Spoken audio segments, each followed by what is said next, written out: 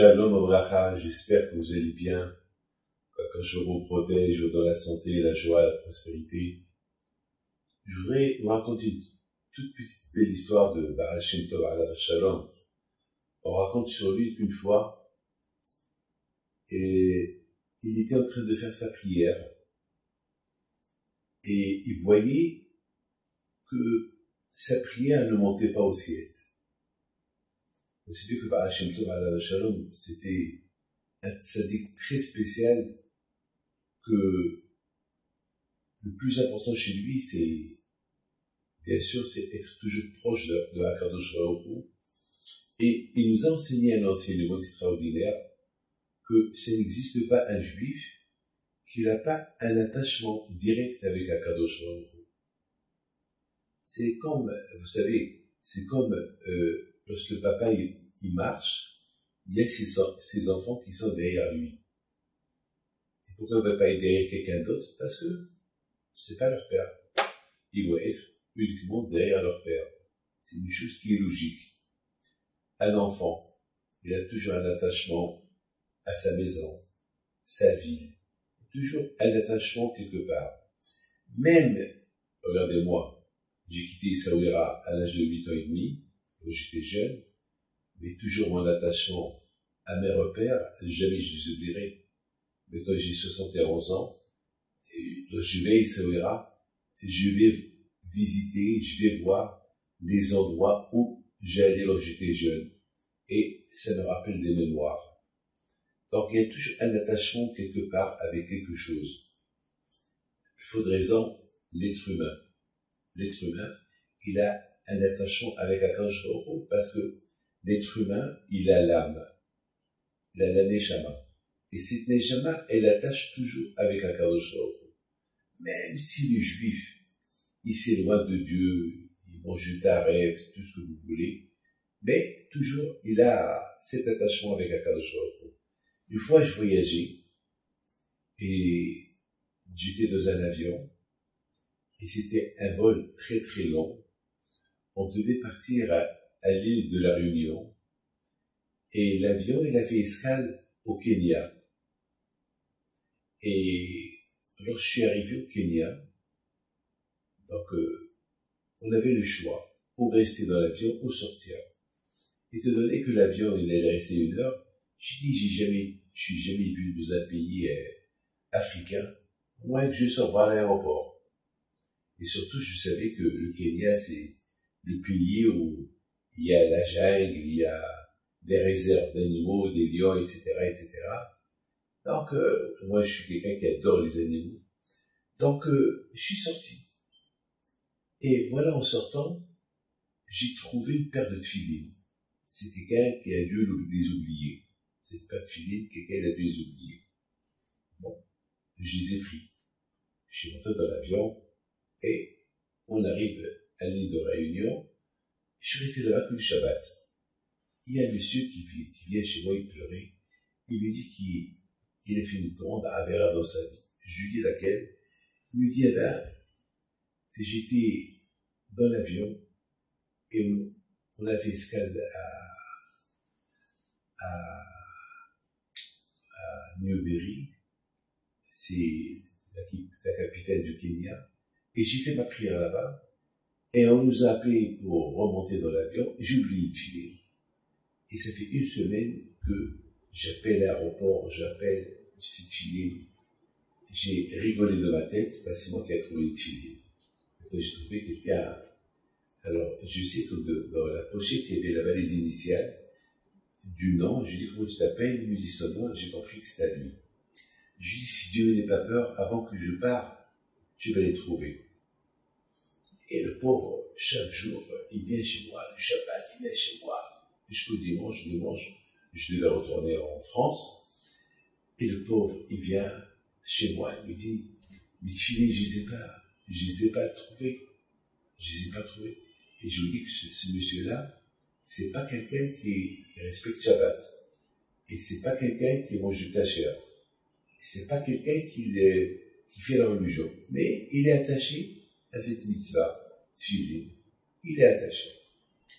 Alors, moi, j'ai rien dit. Je l'ai laissé vivre pendant 3 jours, pendant tout mon séjour à l'île de la Réunion, dans ce suspense, qui m'a trouvé cette fille.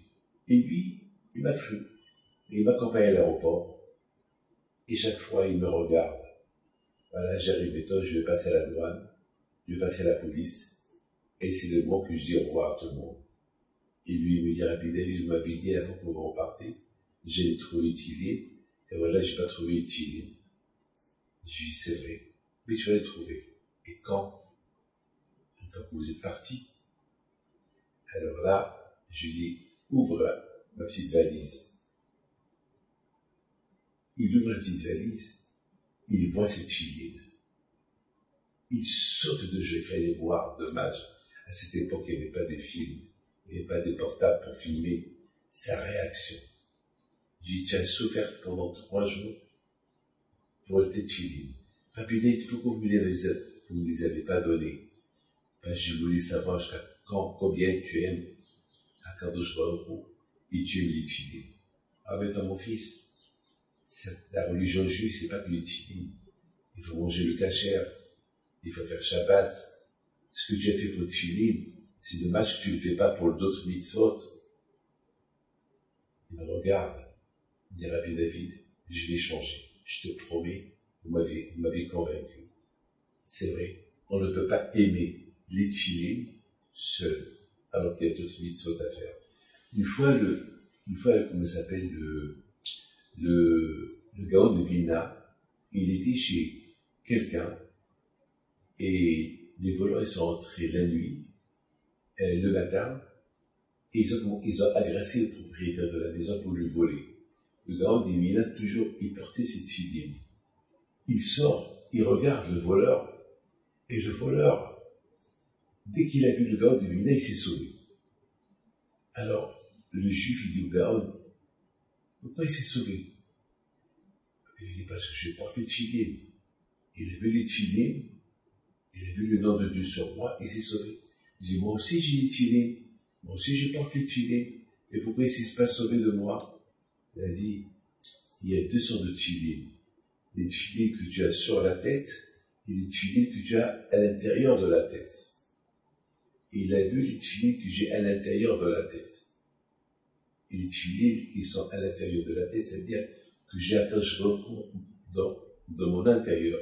C'est pas que dans l'extérieur. Il y a beaucoup de gens qui vont manger du kasher à la maison, et dehors, ils vont manger du taref. Donc, ils ont Hachem de l'extérieur, mais de l'intérieur, ils n'ont pas. C'est pas ça. C'est pas ça. Ça marche pas comme ça.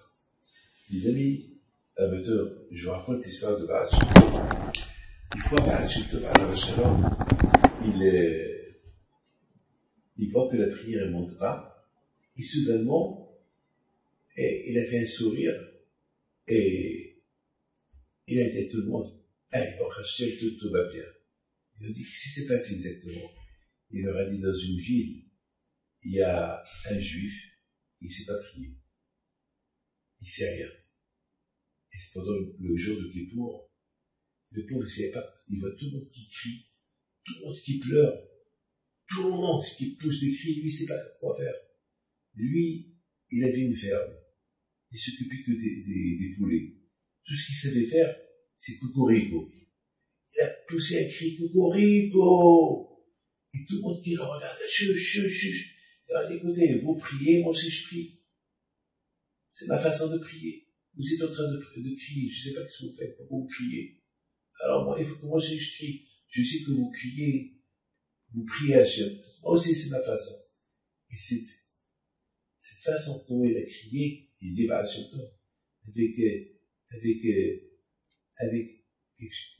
c'est comme une prière qui est sortie de son cœur.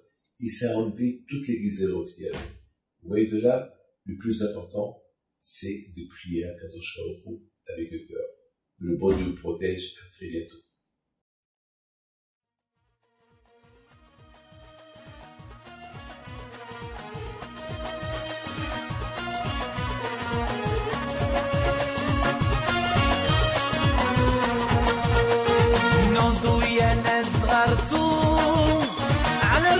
حي بنتو عطف لنا زي خو